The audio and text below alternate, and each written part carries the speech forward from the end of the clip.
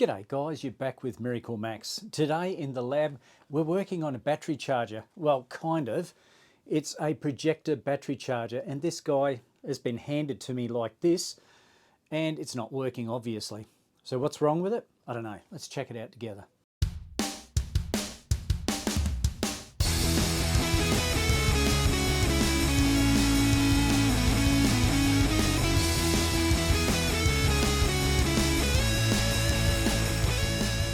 So despite it being given to me in this particular condition, and yes, I've done some testing first up, I hadn't planned to do a video, but hey, here we are. Just to give you a bit of a heads up of what we're looking at, it is a IC2500W. That's the part number there. I assume it's a 2500 watt assembly, and it's a battery charger put out by Projecta. For 12 volt lead acid batteries. Now they're using it for a caravan at this point in time, I believe, and it just went boof. That was the end of it. That's pretty much how he described it. And what he said was, when they pulled it apart, they found this resistor had blown up. And yes, it's almost like a fusible resistor, this guy here. It's on it's a very low resistance, but let's get into the story. Don't worry about this guy, it's just broken off the switch over here, so we're not really concerned about that. We'll get that sorted later on. So I started checking for things, obviously, to make sure that they were okay. We've got a fuse over here.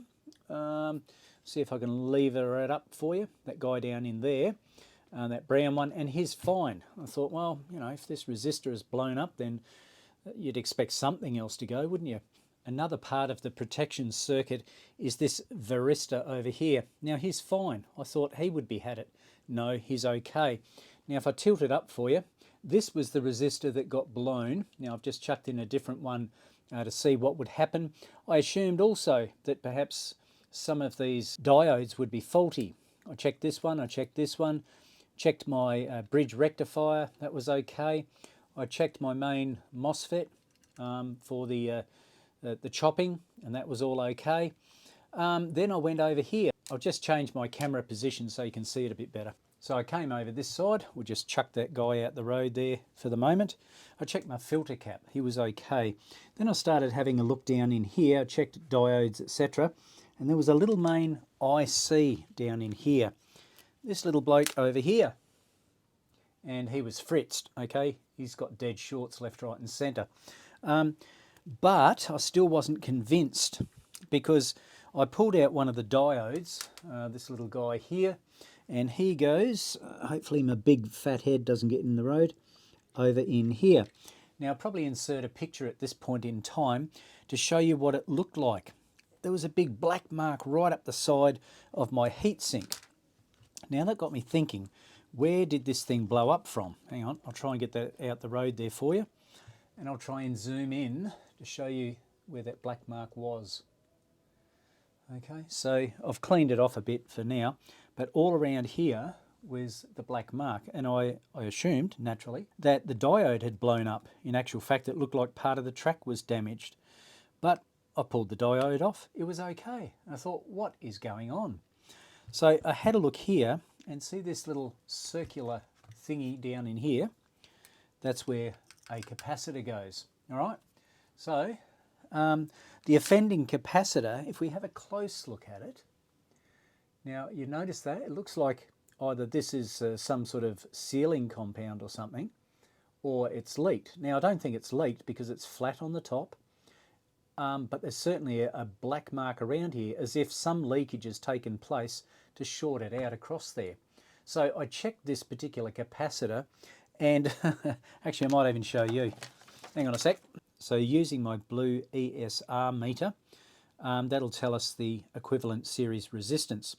Now if I just go across here like this, let's have a look, and we're reading 20. The other day I read 26. That thing is absolutely cactus. Now could this have, you know, created a short, a leakage across here and then caused that short across there? I don't know, but it certainly took out the IC. So what I have done, I've had to wait for a little while. I ended up getting some more ICs. I believe they're a regulator style. I ended up getting another capacitor as well. Now the main problem I'm still having a bit of trouble here because this particular resistor had his bum blown out of it, as you can see. All right, so there's no way that I can determine what resistance this is. And obviously it's a low value. Generally it's about 1 ohm to 10 ohms, something along those lines.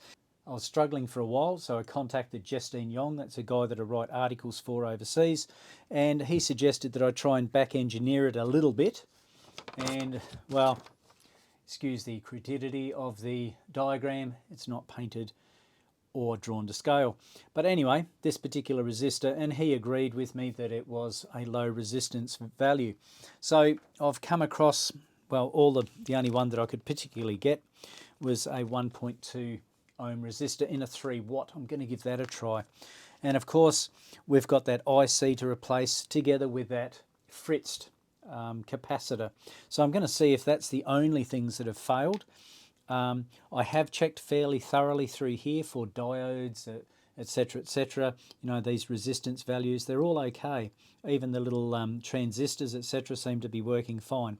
So look, that's what I'm going to replace, and I'll see how things go after I've done that. So who knows, is that the only problem, or have I missed something?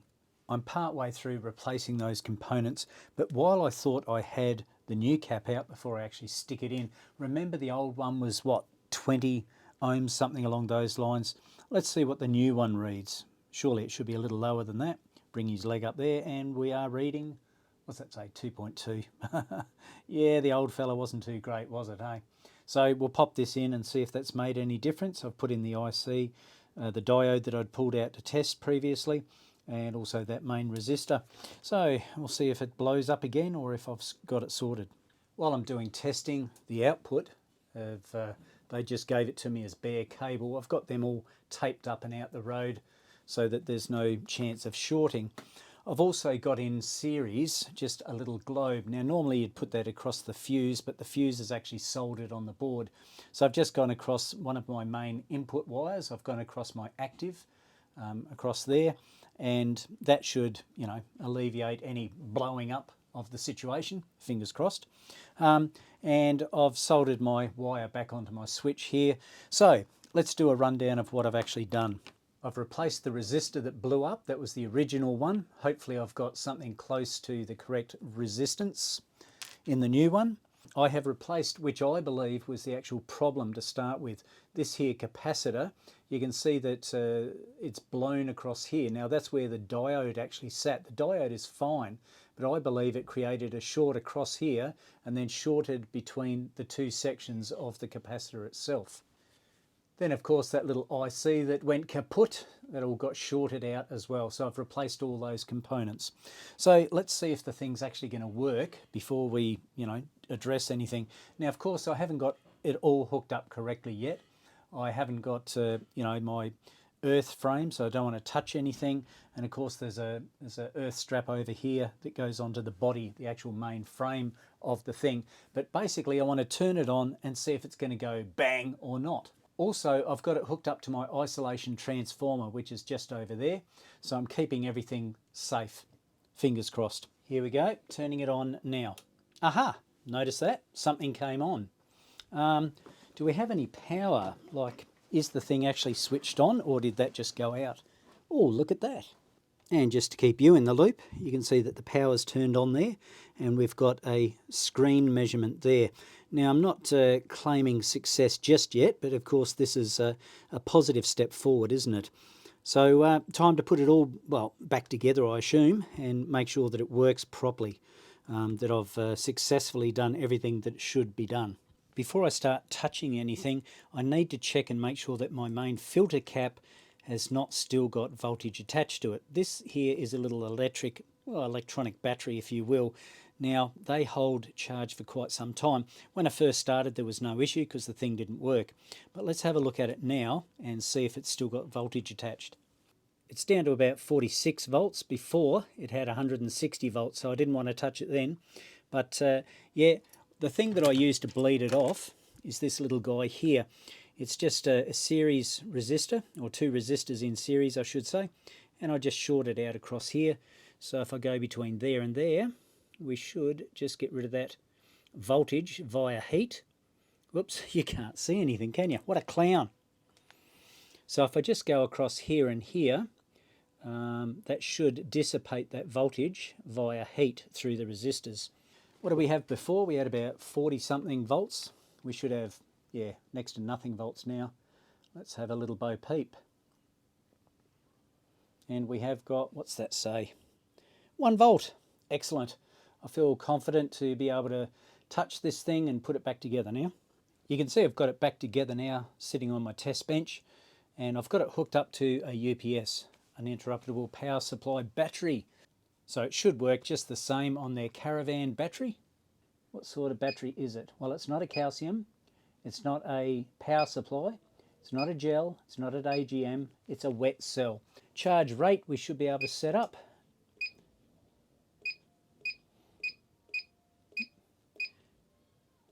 $12 amps, 2 amps, 6 amps. We'll leave it at 6 amps. It's a smart charger. It will go through its cycle.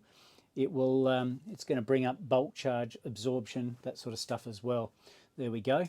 So now it's going to go through a specific cycle. I might just leave it for a while to see how it goes, but that doesn't seem to make sense to me what it's doing. No, it's just cutting in and out for some reason. Something's not quite right there just yet. I'm now out in the workshop because I didn't trust that little battery. It was below 11 volts and it just didn't want to kick in. I'm not sure if this system, this Projecta battery charger, is designed for that little tiny battery. But anyway, I've got a normal size battery over here. I know it's charged, there's nothing wrong with it, but let's see what this guy here has to say. Turn him on and let's have a look. We've got 12.6 volts there. It's a wet cell battery, that's fine.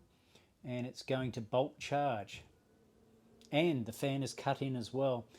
So I did a little more research and that seemed to indicate that it wouldn't cut in. It would only do a soft start up until 12 volts and then it would cut into this bulk charge. Then it'll go to absorption like that, etc.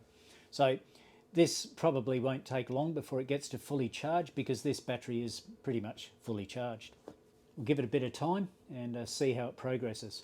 That certainly sounds better than what it was doing before, wasn't it? Aha, there we go, look at that. It just went to fully charged. You saw it was on absorption and it's starting to change the amperage, bring the amperage down because it's fully charged. This will be classified as a float. So it'll just top it up. Eventually this will switch off. You can see our little battery is fully charged and the amperage is coming down slowly. I believe the fully charged will stay there. This amperage will disappear, as you can see, slowly coming down. That will become what's called the float. And then it will turn off, then it will come back on as it monitors what the battery is up to. Hey, I reckon I'm happy with this. You can jiggle between here and here. You should be able to go to your 13.7 there, which is the cutoff voltage as they mentioned. Okay, my little battery is full.